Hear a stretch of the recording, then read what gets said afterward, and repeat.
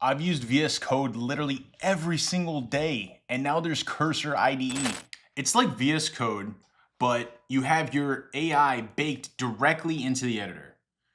I'm really curious how this is gonna stack up against my daily setup with GitHub Copilot and VS Code. I'm not switching up because there's a shiny new toy out. I'm a diehard. I love VS Code. I've shipped tons and tons of products with it. And with GitHub Copilot, I can basically do everything that I want to do with AI. But I'm also deep into AI assisted coding, and I'll take a look at any tool I can find. All right, let's do an example. I'm going to go over here to VS Code. I'm going to try to make this function a bit more efficient. You'll see over here on the right, you'll get an output of the model. You'll see a keep or undo with the changes. I'll press keep here. And then let's try it again in Cursor. So I'm over here in Cursor. I'll do the same thing, try to make the function a bit more efficient.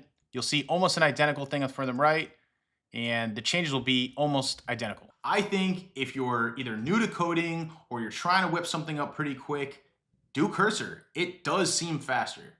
But if you are looking for a longevity product, I would really stick with VS Code. Cursor has a few challenges. Cursor is a smaller company.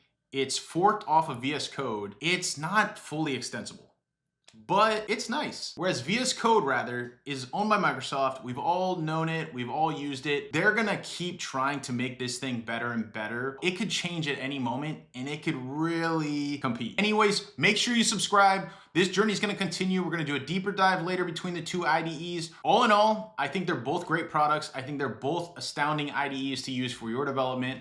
Let me know what you think. Are you switching to Cursor? Are you staying with VS Code? Let me know down in the comments.